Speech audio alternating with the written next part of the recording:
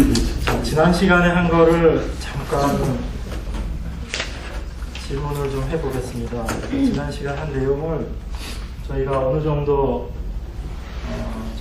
기억을 하면서 생각을 해보도록 하겠습니다. 자, 혹시 지난 시간 거 안 갖고 계신 분?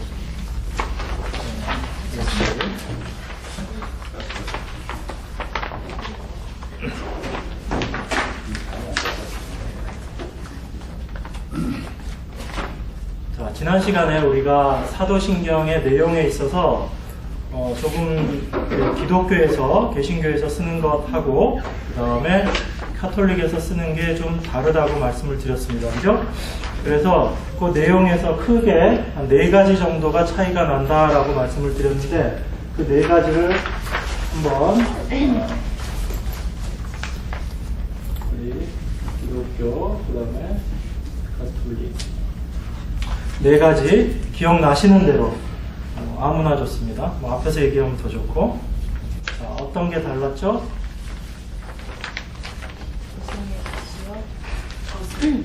통치 아래서 하나씩. 통치 아래서 여기는 카톨릭에서는 통치 아래서 라는 그 표현이 되어 있고 그 위에는 빌라도에게 기왕에 구분하는 거 구분하죠. 빌라도에게 이렇게 되어 있고 또 뭐가 있었죠? 보편된 교회와 카톨릭 쪽에서는 보편된 교회 이렇게 표현되어 있고 우리 기독교 쪽에서 사용하는 사도신경에는 거룩한 공예와 공회라는 표현으로 되어 있습니다. 그리고 또 어떤 게 있었죠? 성인, 모든 성인의 하나는 성도. 이쪽에는 성인이라고 표현되어 있고 이쪽에는 성도라고 표현되어 있고 또 뭐가 있었죠? 저승에 가시오. 저승에 가시오. 여기 한 군데는 저승에 가시오라고 되어 있고 여기에는 어떻게 되어 있죠? 우리 쪽에는 그냥 그 저승에 가셨다는 표현은 없고 장사 지낸지 이렇게 표현만 되어 있습니다. 그래서 이 표현 자체가 빠져 있다라고 그렇게 말씀을 드렸죠. 자, 이게 단순하게 어디가 있고 어디가 없고의 그런 차이 정도가 아니고 기본적으로 카톨릭 쪽하고 기독교 개신교 쪽에서 바라보고 있는 구원관까지 이게 다 연결이 되는 겁니다. 그래서 구체적인 부분들은 저희들이 그 안에 내용들 안에 들어가게 되면은 조금 더 생각을 해보겠지만은 이거는 뭐 우리가 누구누구에게라고 빌라도에게라고 해서 빌라도가 직접적으로 예수님에게 고난을 가한 자라는 의미로 이제 많이들 받아들이고 있는데 우리 기독교 쪽에서도 이 부분을 해석할 때는 해석하는 부분은 거의 비슷하게 합니다. 그렇지만 그때 당시에 그 세상 권력의 대표자로서 빌라도가 직접적인 집행을 했었기 때문에 빌라도에게라는 표현 자체도 잘못된 건 아니다라고 그렇게 이해를 하시면 되겠습니다. 그리고 이 공회라는 부분과 보편된 교회, 근데 이게 제가 카톨릭 쪽에서 기독교를 비판하면서 써놓은 내용들을 이렇게 쭉 읽어봤더니 우리가 일반적으로 생각하고 있는 부분하고 또 다르게 해석을 해서 기독교에서는 이렇게 이해하고 있는데 우리께 맞다 이렇게 얘기하는 부분들이 좀 많이 있었어요. 그래서 제가 그런 생각을 했습니다. 상대방의 의견을 정확하게 이해하지 못하고 어떤 비판이나 판단하는 것 자체도 상당히 좀 문제가 되겠구나 싶은 그런 생각이 있었어요. 그래서 어쨌든 서로가 주장할 수 있는 그 내용들을 이제 다 한번 살펴볼 겁니다. 그리고 제일 중요한 부분이 사실은 요 성인이라는 부분하고 그 다음에 저승에 가시어라는 부분이 있는데 저승에 가시어라는 건 기독교 개신교 사도신경에서는 특히 한글 사도신경 우리나라에서는 이 부분 다 뺐습니다. 그런데 영어 사도신경에 보면 이 말이 거의 다 들어가 있어요. 그렇기 때문에 우리나라의 좀 특수한 상황이다. 한국 교회에 좀 사도신경을 바라보는 좀 특수한 상황이다라고 보시면 되고, 이 부분에 대한 해석들도 이제 저희가 어떤 걸 기준으로 해석할 건지에 대한 부분들을 볼 겁니다. 그리고 이 성인에 대한 부분이 이 가톨릭에서 기본적으로 갖고 있는 그런 공모 사상이 많이 포함되어 있는 내용들이에요. 그래서 이 성인이라는 것이 단순하게 우리는 이 성도라는 의미로서 성도 간의 교제 쪽으로 이해를 하는데, 이 가톨릭에서는 이 성인이라는 그 개념 자체를 원래 세인트라는 뜻 자체가 죽은 자라는 뜻이거든요. 죽은 사람이라는 뜻입니다. 그래서 그 뜻을 강조를 하면서 우리는 이 세인트의 뜻이 여러 가지 있는 것 중에서 반드시 이 죽은 자뿐만 아니고 성도라는 뜻도 포함이 되어 있어요. 세인트라는 뜻 자체에. 그런데 가톨릭에서는 이 세인트라는 뜻 자체를, 성도를 죽은 자의 의미로 이해를 합니다. 그래서 이미 천국에 가 있는 그런 사람들이 예수님께서 우리를 위해서 중보하신다와 동일한 의미로 그런 중보의 역할을, 직접적인 구원에 대한 중보는 있을 수가 없지만 이분들은 얘기하는 게 거의 그 비슷하게 이야기를 합니다. 그래서 이미 천국에 가 있는 사람들이 이 땅에 있는 사람들을 위해서 기도함으로 말미암아 이 땅에 있는 사람들이 좀 더 하나님을 알게 되고 구원받을 수 있는 기회가 더 넓어진다, 이렇게 이야기를 합니다. 그러다 보니까 우리가 기본적으로 갖고 있는 그런 구원관과도 많은 차이가 나게 됩니다. 그래서 우리가 사도신경 자체를 어떻게 보느냐에 따라서도 그 기본적인 신학적인 방향도 굉장히 틀려질 수 있습니다. 그래서 굉장히 여기는 좀 인간적이에요. 가톨릭은 좀 인간적인 내용들을 많이 집어넣습니다. 그런 먼저 천국에 가 있는 분들이 이 땅에 있는 사람들 위해서 기도하는 게 얼마나 아름답고 보기 좋으냐라고 이야기하거든요. 인간적으로는 참 좋죠. 그런데 그런 인간적으로 좋음이 과연 하나님의 말씀인가, 하나님의 뜻인가 라는 부분은 우리가 다시 한번 좀 생각을 해봐야지 되는 부분입니다. 자, 일단 이 정도로 하고요.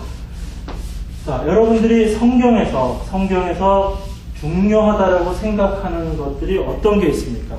우리가 성경을 통해서 알아야지 되는 내용들, 성경을 통해서 알아야지 되는 내용들이 여러 가지가 있을 텐데, 여러분들이 생각하기에 이것은 성경에서 정말 중요하고 반드시 알아야지 되는 내용이다 라고 생각되는 것들을 한번 얘기해 주십시오.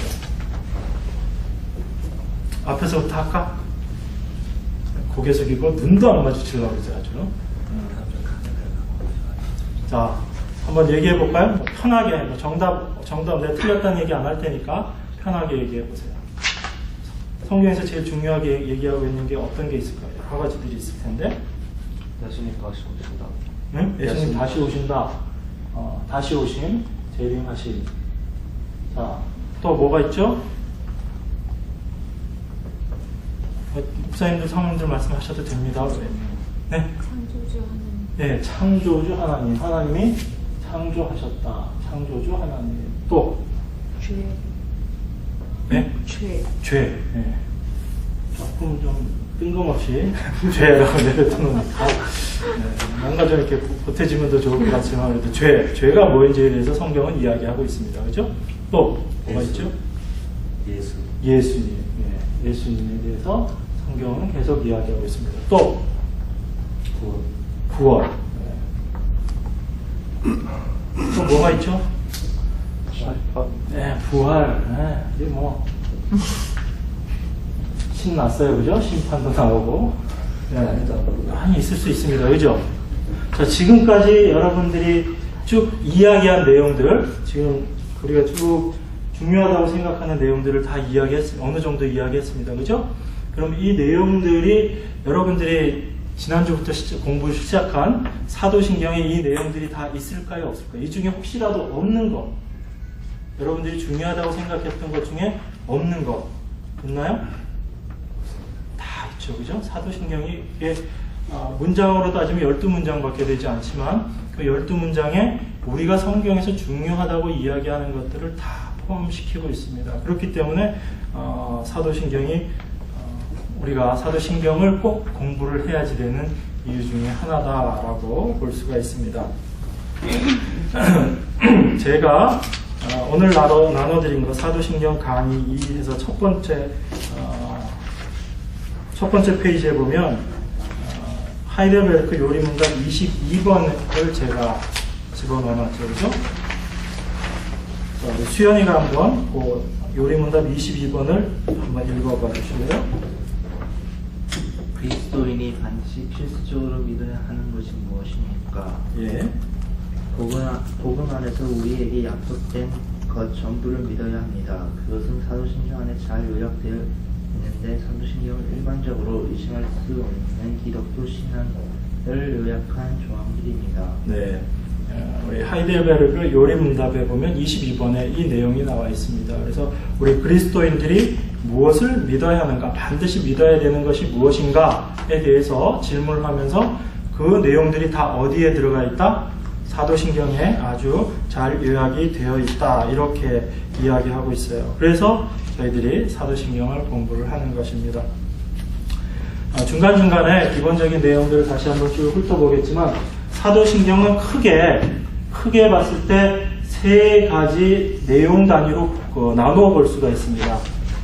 그게 뭐냐면 우리가 사도신경 전체적인 12가지 그 내용들 중에서 성부 하나님과 관련된 내용들이 있습니다. 그리고 성자 예수님과 관련된 내용이 있습니다. 그리고 성령 하나님에 대해서, 성령님에 대해서 이야기한 내용들이 있습니다. 그래서 이 사도신경의 전체적인 내용들을 크게 세 파트로 나눠보면 이렇게 성부 하나님, 성자 예수님, 성령 하나님에 관련된 내용들로 나눠져 있다라고 볼 수 있습니다. 그러면 그 각각의 항목들을 이렇게 한 번씩 맞추어 볼 수가 있겠죠. 아, 이 내용은 예수님과 관련된 내용이구나.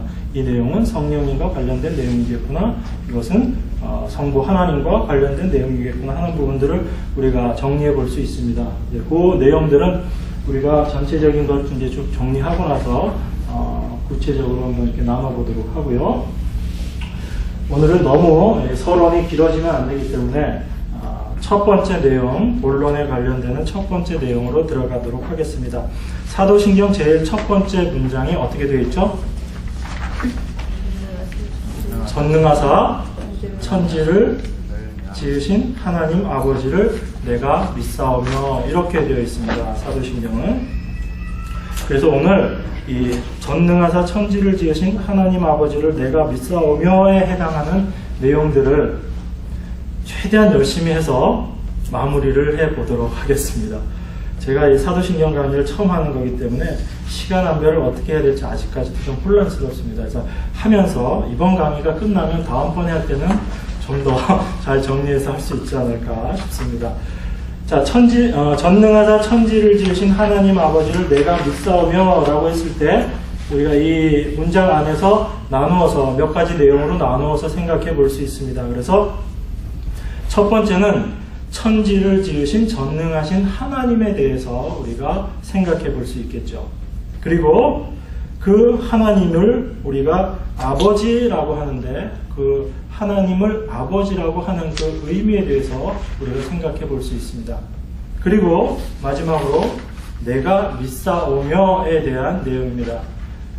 하나님께서 천지를 창조하신 창조주이시고 그분이 참 아버지이시다 라고 이야기하는데 내가 그것을 믿지 않으면 사도신경은 나와 아무 상관없는 내용이 되는 것입니다. 그래서 첫 번째 해당되는 내용 중에서 내가 믿사오며 라는 이 문장이 들어가 있는 겁니다. 그리고 그 나머지 뒤에도 계속 믿습니다, 믿습니다 라는 표현들이 나오게 되죠. 그래서 누가 무엇을 믿는가 라는 것이 굉장히 중요하다 이렇게 생각해 볼 수 있습니다. 전능하사 천지를 지으신 하나님이라고 표현되어 있습니다. 자, 이 온 세상 만물을 창조하신 분이 누구죠? 하나님. 여기서는 아무 문제가 없습니다. 그죠? 하나님, 어떻게 얘기해도 당연히 우리는 하나님이라고 믿고 있고 또 그렇게 알고 있습니다. 그런데 여기서 몇 발자국 벗어나가서 이 세상이 어떻게 생겨났나요? 라고 질문을 하게 되면 어떤 대답들이 들릴까? 학교에서 어떻게 배우죠? 요즘에? 빅뱅 이론을 제일 많이 이야기를 하고 있습니다. 그럼 학교에서 혹시 학생들, 이렇게 친구들하고 이 창조냐, 진화냐에 대해서 서로 이렇게 좀 디베이트를 해본 적이 있어요? 결론이 나옵니까? 혹시 일방적으로 듣고 있었던 거 아니에요? 진호는 그런 거였어? 나 지금까지 못 들었었는데 되게 신기하네. 혹시 이렇게 친구들한테 혹시 배우고 온 사람? 네. 아니면 나는 이게 맞다고 생각해. 그 진화론의 어떤 부분이 잘못됐기 때문에 나는 진화론을 믿지 않아 라고 이렇게 얘기하면서 많이 반박도 하고 그랬을 겁니다. 제가 고등학교 때 많이 했던 것 중에 하나예요. 쉬는 시간 되면 앉아가지고 뭐 네가 맞니 내가 맞니 그러면서 답은 늘 안 나오죠. 결론은 안 나와요. 근데 나의 이야기들을 하면서 내 스스로 내 안에 있는 것들을 확증해보는 그런 시간들을 많이 가졌었는데, 진화론이건 창조론이건 이것은 믿음에 관한 문제입니다. 다시 말씀드리면 우리가 과학적으로 이것을 증명할 수 없다라는 거예요. 왜냐하면 생겨날 그 당시에 우리가 존재하지 않았었기 때문에. 그래서 요즘에 그 진화론이라고 얘기하고 그다음에 현대 사회를 과학 만능 사회라고 이야기를 합니다. 그래서 과학이라는 것이 들어가면 굉장히 논리적이라고 생각하고 그것 자체로 충분히 납득이 되어진다라고 그렇게 많이들 이해합니다. 그러다 보니까 우리 기독교 쪽에서도 창조론을 이야기하는 것이 아니고 창조 과학을 이야기하는 사람들이 많이 있습니다. 제가 창조 과학 지도자 양성 과정을 다 마쳤거든요. 그래서 창조과학 관련된 데이터들은 제가 굉장히 많이 갖고 있습니다. 그래서 우리 학생들 같은 경우에는 제가 창조과학 세미나를 9박 10일 이렇게 할 수도 있어요. 워낙 많기 때문에 자료들을 굉장히 많이 만들어 놨어요. 과학적으로 뭔가 증명을 해보려고. 근데 마지막에 가면 결론은 답은 창조냐 과학이냐는 믿음의 문제다라고 결론을 낼 수밖에 없습니다. 그렇지만 현재 밝혀져 있는 어떤 과학적인 근거나 그런 것들을 가지고 이제 반박을 해보려고 많이들 하죠. 그래서 이제 창조과학회라는 것도 생기고 거기서 많은 연구들을 합니다. 저 그분들 얼마나 애쓰고 노력하시는지 알고 있고 그분들이 만들어 온 자료들이 우리들에게 얼마나 유익한지도 알고 있어요. 그렇지만 우리가 조심해야 될 것이 뭐냐면 이 하나님의 말씀을 우리가 과학적으로 분석할 수 있다라는 것이 기본적으로 우리가 과연 그것이 옳은 생각인가 하는 부분들은 분명히 이해를 해야지 됩니다. 그래서 성경은 이 세상이 어떻게 만들어졌다에 대해서 이야기하고 있습니다. 그런데 그것을 만드신 분이 어떻게 생겨났다에 대해서는 전혀 이야기하고 있지 않아요. 그것이 성경의 특징입니다. 그래서 성경은 기본적으로 하나님은 존재하시는 분을 전제로 하고 모든 내용들을 진행을 합니다. 그래서 우리들이 이 성경을 이야기할 때 성경에서는 이 세상이 온 우주가 하나님으로부터 창조되었다라고 이야기하면서 그러면 그 하나님은 거기에 대한 문제점들을 의문점들을 많이 제시를 합니다. 그렇지만 성경은 거기에 대해서 이야기하고 있지 않아요. 왜? 창조주 입장에서는 그것이 너무나 당연한 부분이기 때문에 그렇습니다. 또 하나는 하나님께서 그 창조하신 그것을 우리들에게 말씀해 주셔도 우리가 이해할 수 없다라는 거죠. 그래서 이 창조와 관련된 부분은 결국은 믿음의 내용으로 갈 수밖에 없다. 이렇게 우선 결론을 내릴 수 있습니다. 그런데 그렇게 결론하고 그럼 무조건 믿어 이렇게 얘기할 수는 없겠죠. 그렇기 때문에 우리가 거기에 대해서 어느 정도의 여러 가지 근거들을 이야기하고 왜 진화론이 잘못되었는가에 대한 이야기들은 우리가 할 수 있습니다. 제가 아까 시작할 때 폭탄 딱정벌레 그 사진하고 그림을 여러분들에게 보여드렸죠. 그 내용을 보시면서 그게 어떤 내용이라고 생각하셨어요? 여러분들 그 3장의 그림을 보셨을 텐데 그림 2개하고 사진 1장 이렇게 되어 있는 거 보셨을 텐데 이게 어떤 내용이라고 생각하세요?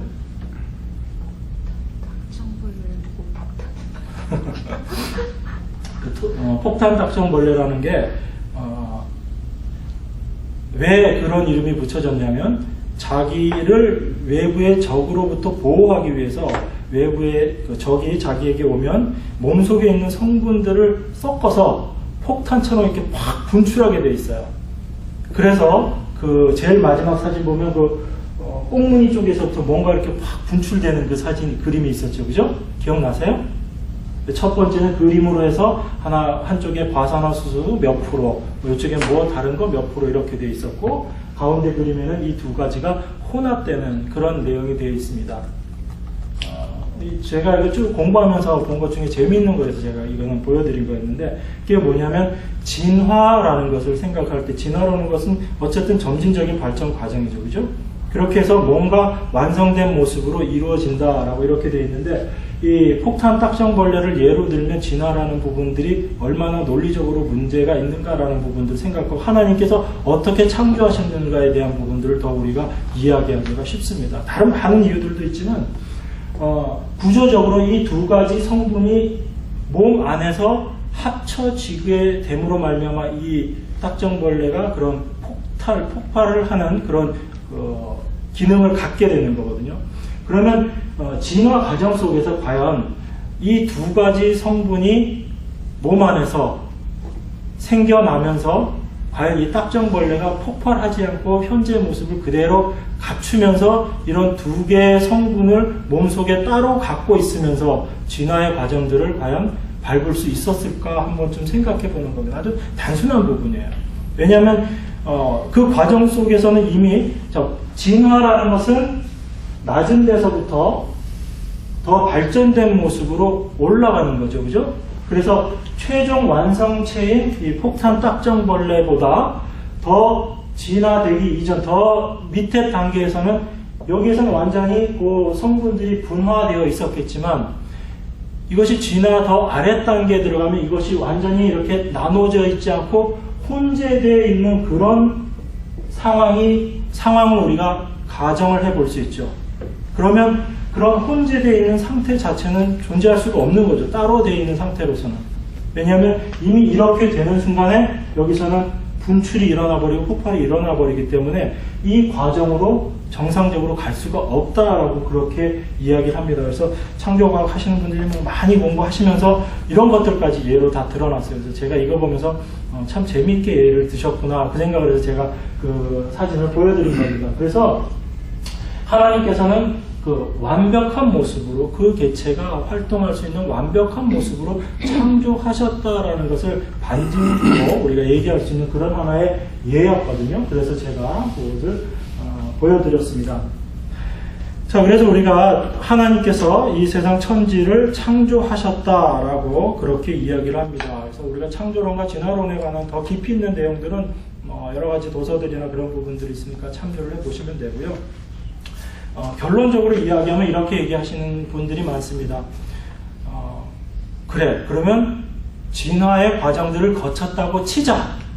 그러면 각각의 경우의 수들이 발생할 수 있는 확률들이 있고, 그 확률들이 발생하기 위해서는 어떤 반복되는 그런 시간들이 있어야지 되고, 그 10번 중에 한 번의 확률이 생기기 위해서는 최소한 몇 번 이상의 경우의 수들이 반복이 되는 상황에서 그런 결과들이 나올 것이고, 그것이 점진적으로 발전돼 나갈 것인데, 진화의 과정, 가장 원시적인 그런 생명체부터 인간까지의 진화를 생각을 해본다면, 지금 현재 과학자들이 추정하고 있는 지구의 나이가 너무너무 어리다라고 이야기를 합니다. 지금 지구 나이를 몇 년으로 보죠? 46억 년 정도로 산정합니다. 그래서 40억 년에서 50억 년 정도를 이야기를 하는데, 그 기간으로도 도저히 그 진화의 모든 과정을 설명할 수 있을 만큼 기간이 충분하지 않다. 그 기간이 너무 짧다라는 얘기입니다. 그만큼 진화의 과정에서 생기는 그런 경우의 수들은 거의 제로에 가까운 우연이에요. 그런 제로에 가까운 것들을 계속 반복해서 일어나서 현재 우리가 되었다. 이렇게 생각을 하는 것입니다. 물론 그 과정들 속에, 그러니까 그 기간을 줄이기 위해서 이제 진화론 쪽에서 제시하는 몇 가지 이론들이 있어요. 그런 것들이 이제 뭐 돌연변이나 그런 과정들을 통해서 그 기간들이 단축이 되고 변화가 되었다라고 이야기하는데, 그것 자체도 역시 동일한 문제점들을 갖고 있는 거다, 이렇게 보시면 됩니다. 자, 그래서 하나님께서 천지를 창조하셨다, 이렇게 우리가 생각을 할 때, 그러면 하나님께서 천지를 창조하신 그 내용이 우리 성경에만 있느냐, 아니면 다른 데서도 천지를 창조한 사건들에 대해서 이야기가 되어 있는가, 우리가 한번 좀 생각해 볼 수 있죠. 그래서 그리스 신화나 그리스 신화 읽어보신 분, 그 창조와 관련된 내용들 나와 있죠. 거기에 보면 어떻게 되어 있죠? 구체적인 신 이름들은 이야기하지 않더라도 신화에도 그 창조 신화들, 창조 설화들이 있습니다. 그런 설화들의 대부분의 모습들은 어떻게 되어 있냐면 아무것도 없는 데서 무언가를 창조한 것이 아니고 이 혼돈된 상태, 뭔가 어떤 원 물질들이 있는 상태에서 그 원 물질들이 질서 없이 혼란스러운 상황 속에 있는데 그것을 어떤 창조주가 질서를 부여해서 그것이 뭔가 이제 만들어내는 질서 있는 과정들로 만들어냈다 이렇게 얘기합니다. 그래서 그런 이 원래 있는 물질들이 질서 없이 있는 상태를 카오스라고 이야기합니다. 그래서 이 카오스의 상태에 창조주가 여기서 어떤 힘을 가해서 이 카오스를 어떤 모습으로 만들어내냐면 질서 있는 우주의 모습으로 만들어냈을 때 그 상태를 우리가 코스모스라고 이야기를 합니다. 그래서 무질서에서 질서 있는 모습으로 만들어낸 그런 창조는 성경 위외, 성경을 제외하고 다른 신화들이나 그런 부분들에서 많이 있습니다. 그런데 성경은 어떤 창조를 이야기하냐면 이런 카오스라는 원물질이 있는 그런 상태에서의 창조를 이야기하는 것이 아니고 아무것도 없는 상태에서의 창조를 이야기합니다. 그래서 하나님께서 이 세상을 창조하실 때 무엇을 가지고 창조하셨다라고 얘기하시지 않고 성경은 하나님께서 이 세상을 무엇으로? 말씀으로 창조하셨다는 이야기 자체는 창조를 하기 위해서 어떤 것들을 하나님께서 이용하셔서 이 세상을 만들었다라는 뜻이 아니죠. 그래서 아무것도 없는 상태에서 하나님께서 이 세상을 말씀으로 창조하셨다라고 이야기합니다. 그것이 바로 우리 성경에 나와 있는 창세기 1장 2절에 나와 있는 혼돈과 공허라는 그 개념 속에서 우리가 엿볼 수가 있습니다. 제가 그것을 써드렸는데 혼돈이라는 것은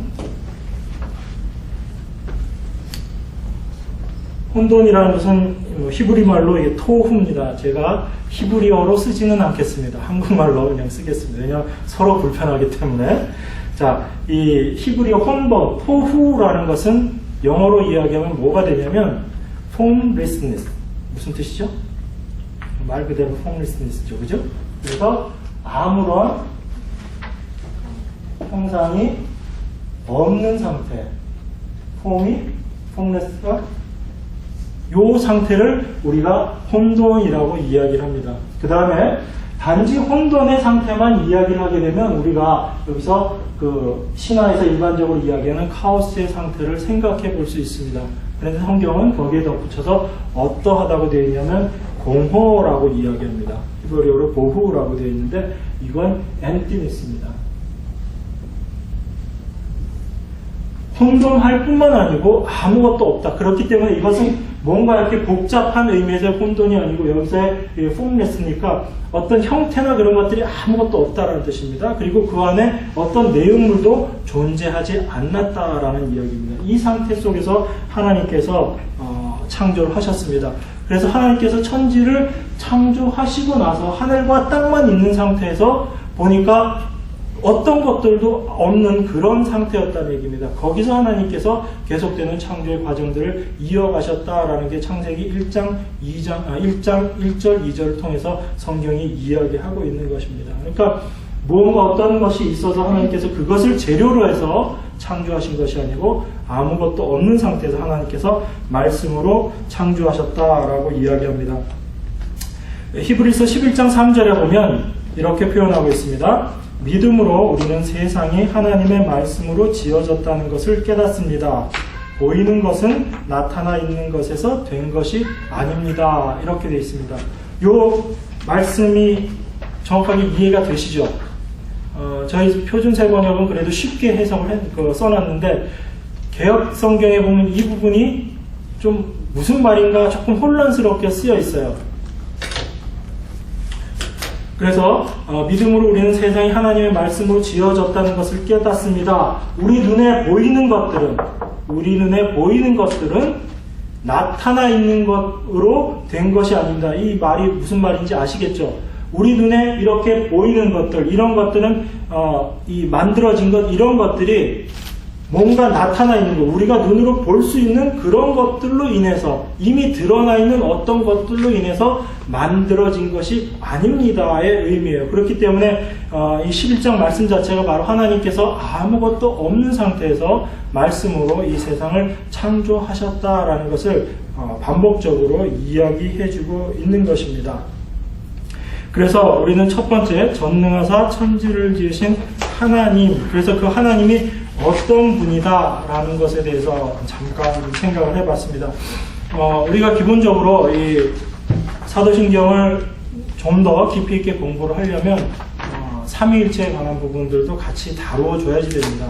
그래서 제가 부분적으로 이야기를 할 겁니다. 그래서 그 시간 따로 시간 내서 하긴 힘들기 때문에 제가 관련되는 부분에서 약간씩 이야기를 하고 나중에 마무리할 때 전체적인 틀 속에서 삼위 하나님에 대해서 우리가 다시 한번 좀 생각해보는 시간들을 가져야 될 것 같습니다. 왜냐하면 우리가 삼위 하나님에 대한 이해 부분에 있어서도 우리 목사님들이야 뭐 같이 많이 교제도 하고 했었지만 그렇지 않은 경우에 삼위 하나님에 대한 이해가 너무 우리가 좀 오해되어 있는 부분들이 많고, 특별히 성령에 대한 부분에 있어서는 그 오해된 부분들이 참 많이 있습니다. 그래서 단지 성령을 어떤 능력이나 그런 부분들로만 이해하게 되면 우리가 나머지 부분들을 이해하는데 많이 어려워집니다. 자, 그리고 두 번째네요. 하나님 아버지라고 이렇게 되어 있는 이 내용에 대해서 한번 공부해 보도록 하겠습니다. 자, 여기 하이델베르크 요리문답 26번에 나와 있는 내용을 누가 한번 읽어주시기 바랍니다.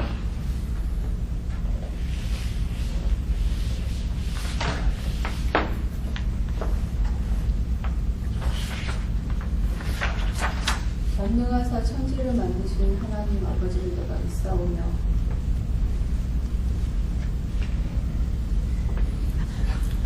라고 말할 때, 당신이 말할 때 당신은 무엇을 믿습니까? 네.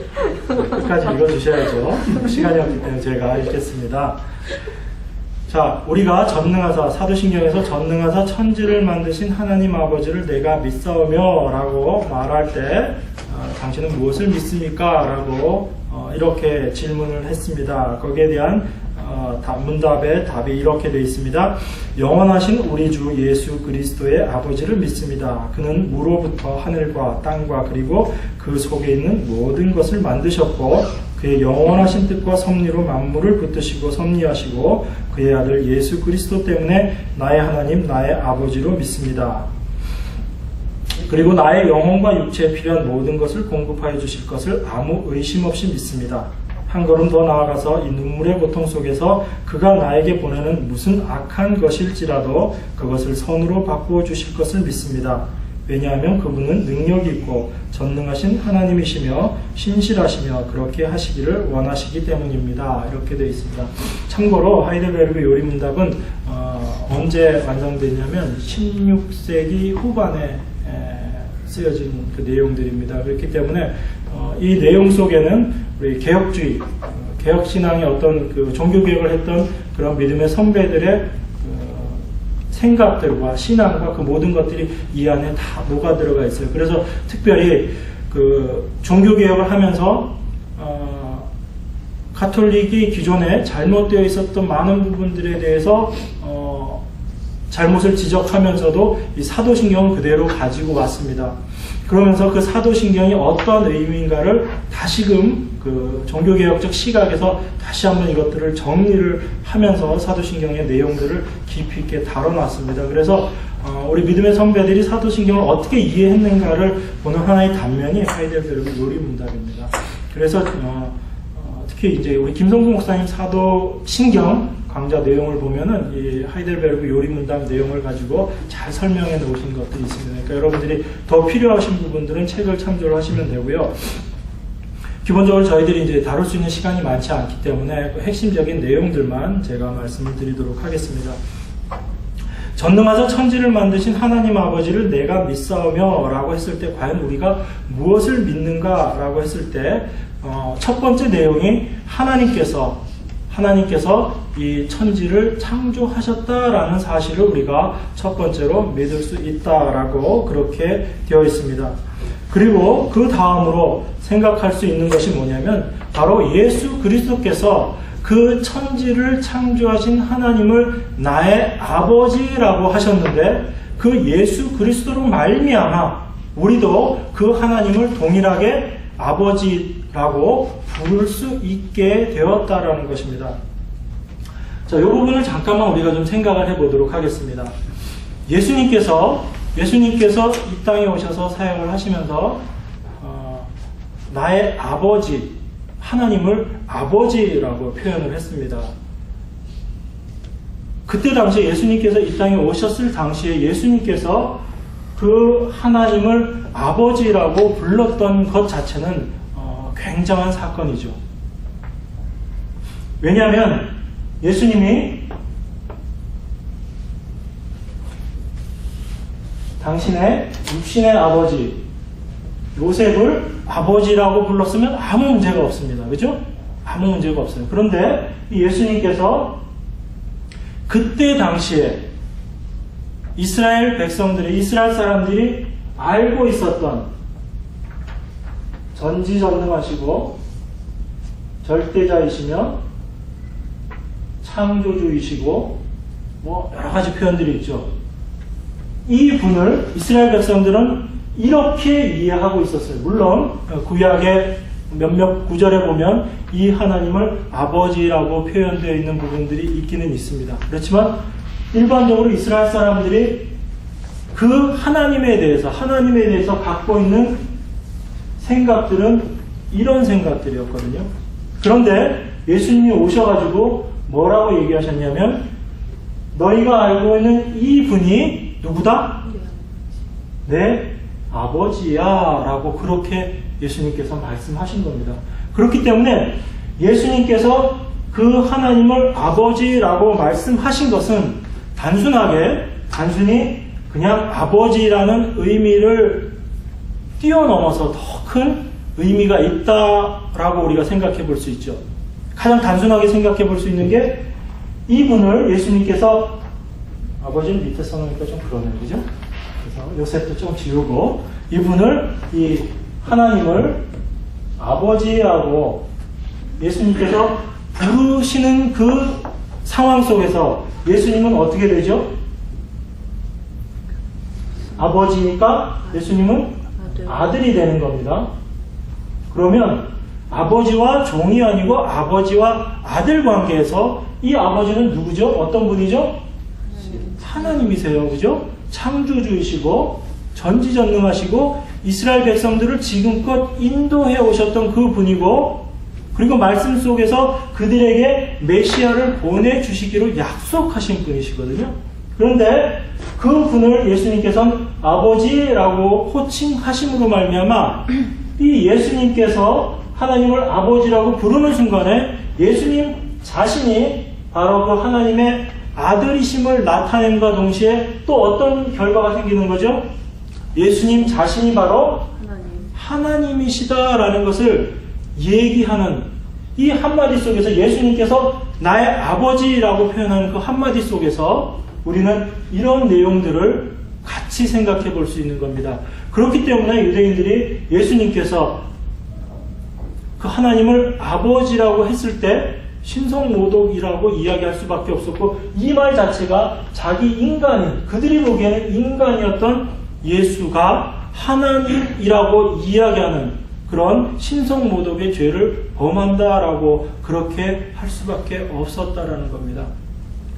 그렇기 때문에 우리가 사도신경에서 하나님을 아버지라고 표현되어 있는 이것 자체가 그냥 단순히 하나님 아버지지라고 여러분들이 생각하는 우리가 일반적으로 기도할 때 그분을 하나님 아버지라고 부르면서 우리는 기도하고 있습니다. 그건 맞아요. 틀린 게 아닌데 우리가 지금 이 사도신경을 공부하는 이 시점에서 이 아버지라는 단어를 생각해 볼 때는 단순하게 우리가 일상적으로 그냥 이야기하는 하나님 아버지의 그 아버지 정도가 아니고 바로 이런 큰 의미를 갖고 있는 그래서 예수님께서는 하나님을 나의 아버지라고 부르심으로 말미암아 당신 자신이 바로 하나님이심을 드러내시게 되는 게 되는 거죠. 그렇기 때문에 예수님께서 하나님을 아버지라고 부르시는 것 자체, 그리고 우리가 예수님께서 하나님을 아버지라고 부르는 것이 맞습니다라고 우리가 고백하는 것, 지금 사도신경은 우리의 고백이죠. 우리의 고백을 통해서 예수님께서 하나님을 아버지라고 부르신 것이 맞습니다라고 우리가 고백을 하고, 그리고 이 예수 그리스도 말미암아 동일하게 우리도 그 하나님을 아버지라고 부를 수 있는 것은, 그것은 굉장한 특권이다라는 거죠. 그냥 단순히 우리가 하나님 아버지라고 그냥 그렇게 하는 것이 아니고, 사도신경에 이 하나님 천지를 만드신 하나님 아버지를 내가 믿사오며 라는 이 하나님 아버지에 들어가 있는 내용은 이런 심오함이 들어가 있는 내용들입니다. 그렇기 때문에 여러분들이 이 사도신경을 암송하면서 그냥 입에 밴 듯이, 물론 암송할 때는 제대로 암송해야 되기 때문에 입에 밴 듯이 나올 수밖에 없죠. 그렇지만 그 하나하나의 의미를 생각할 때는 예수님께서 하나님을 아버지라고 부르셨기 때문에 그것으로 말미암아 내가 하나님을 동일하게 아버지라고 부를 수 있는 것이고, 이것 자체가 바로 예수님의 신성을 인정하는 것이고, 바로 그 예수님께서 아버지라고 하셨던 그 하나님이 바로 어떤 분이다? 전능하사 천지를 만드신, 우리가 오늘 공부할 것에서 처음에 공부했던 전능하사 천지를 만드신, 이 전체를 포괄하고 있는 내용을 단 두 단어로 사실은 표현을 해놓은 거죠. 하나님 아버지에 대해서. 우리도 동일하게, 예수님과 동일하게 하나님을 아버지라고 부르는데, 이 아버지가 어떤 아버지냐? 전지전능하시고 천지를 창조하신 바로 그 창조주 하나님을 나도 예수님과 동일하게 아버지라고 부를 수 있다라는 것, 이것이 얼마나 우리들에게 큰 영광인가 하는 것을 우리가 생각해야지 되는 겁니다. 그래서 그 하나님이 어떤 분이십니까? 아무것도 없는 것으로부터 하늘과 땅, 그리고 그 속에 있는 모든 것들을 만드셨고, 그 하나님을 내가 나의 아버지로 믿고 있기 때문에 그 하나님께서 나의 영혼과 그리고 나의 육체와 나의 삶에 필요한 모든 것들을 주시고 나를 인도해 주실 것을 내가 의심 없이 믿습니다라는 고백이 바로 나는 믿습니다라는 전능하사 천지를 만드신 하나님 아버지를 내가 믿사오며 라고 이야기했을 때 그 내용입니다. 그렇기 때문에 이 짧은 하나의 문장이지만 이런 하나님을 내가 아버지로 믿고 있다라는 것, 내가 믿는다라는 건 다시 한번 말씀드리지만 내가 믿는다라는 것은 나를 의지하지 않는 거죠. 그것은 바로 자기 부인의 모습이라고 이야기할 수 있고요. 그것은 하나님께서 나의 모든 것을 책임져 주신다는 것, 그리고 나에게 가장 유익한 방향으로 하나님께서 나를 인도해 주신다는 것을 우리가 믿고 그분께 나의 모든 것들을 내어 맡기는 겁니다. 그렇기 때문에 우리의 삶 가운데 어려움이나 고난이나 궁핍이 찾아오더라도 그것은 우리의 믿음 안에서는 어떻게 받아들여야 되는 걸 가장 옳죠? 그래서 하나님께서 나에게 가장 좋은 것으로 허락하신 것이답니다. 그것이 내가 하나님을 믿습니다라는 이야기예요. 그런데 우리는 하나님께서 나에게 좋은 것을 주시면 믿는데 좋은 것을 안 주시면 우리 뭐라고 이야기하죠? 감사합니다 하고 믿음으로 받아들이지 않고 우리는 하나님 왜 저를 시험하십니까? 이렇게 이야기하죠. 왜요? 시험은 우리 싫거든요. 그것은 우리 하나님께서 우리에게 주시지 않은 것인 것처럼 우리는 받아들이려고 하고, 그렇지만 하나님은 아니시라는 겁니다. 우리에게 가장 필요한 것, 전지전능하신 그 하나님이시기 때문에 우리에게 가장 필요한 것들로 주실 줄 믿습니다. 자, 여기서 우리가 조금 더 깊게 한 걸음 더 나가서 생각해 볼 수 있는 것은 뭐냐면, 이 천지 창조하신 그 하나님 아버지와 그리고 예수 그리스도께서 그분을 아버지라고 그렇게 말씀하시는 그 연장선 속에서 우리도 동일하게 이 하나님을 아버지라고 부르는 그 과정 속에서 우리가 생각해 볼 수 있는 것이 몇 가지가 있습니다. 그것은 이 예수님의 이 말씀을 통해서 예수님께서 아버지라고 말씀하신 이 말씀을 통해서 예수님께서 갖고 계셨던 그런 종말론적인 사고가 있습니다. 그래서 그 종말론적인 사고를 통해서 결국은 어디까지 이어지냐면 태초에 하나님께서 천지를 창조하셨던 그 모습에서 예수 그리스도라는 하나님의 모습을 통해서 마지막에 완성되어질 새 하늘과 새 땅에 대한 비전까지를 같이 우리가 연결선상에서 이해해 볼 수 있는 그런 논리적인 하나의 징검다리가 됩니다. 예수님이 계시지 않고 하나님께서 천지를 창조하신 것으로 끝낸다면 이 창조가 완성된 창조, 물론 이 자체로도 완성된 모습이지만 이걸로 끝났다라고 볼 수 있지만 이 과정 속에서 예수 그리스도의 오심으로 말미암아 예수 그리스도께서 앞으로 이루어지실 것에 대한, 완성될 것에 대한 말씀을 하셨기 때문에 이 관점에서 우리는 새 창조에 대한 종말론적인 시각을 가질 수가 있습니다. 이것은 제가 다음 시간에, 오늘 시간이 많이 지났기 때문에 다음 시간에 다시 한 번 더 다뤄드리도록 하겠습니다. 중요한 내용이기 때문에 우리가 저는 그렇게 믿습니다. 저희 교회는 이러한 흐름 속에서 성경의 모든 내용들을 이해하고 있다라고 봅니다. 창세기와 계속되는 내용 속에서 계시록까지의 내용을 전체적으로 이해하는 하나의 흐름이 여기서 동일하게 나타나고 있다라고 우리가 이해할 수 있습니다. 그래서 그 내용들은 우리가 다음 시간에 한 번 더 살펴보기로 하고, 오늘은 전능하사 천지를 만드신 하나님 아버지를 내가 믿습니다 라는 내용을 생각해 봤습니다. 그래서 그 천지를 창조하신 말씀으로 없는 것에서 그 모든 것들을 창조하신 그 하나님을 우리는 아버지라 부를 수 있는데, 그 아버지라고 부를 수 있는 이유 자체가 바로 하나님 되시는 하나님의 아들이신 그 예수 그리스도께서 그 창조주 하나님을 아버지라고 부르심으로 말미암아 우리도 동일하게 그 하나님을 나의 아버지라고 부를 수 있게 되었다라는 것이죠. 그리고 우리는 그러한 사실을 믿습니다. 다른 어떤 것을 믿는 것이 아니고 그 하나님 아버지를 우리가 믿는 것, 이것이 우리 그리스도인들이 믿어야 할, 우리가 고백해야 할 가장 중요하고 첫 번째 되는 내용 중에 하나다라고 말씀드릴 수 있겠습니다. 다음 시간에는 오늘 말씀드린 것 중에서 그 종말론적인 사고와 어떻게 연결되는지에 대한 부분을 나누고, 그리고 이어서 그 다음 내용으로 바로 들어가도록 하겠습니다.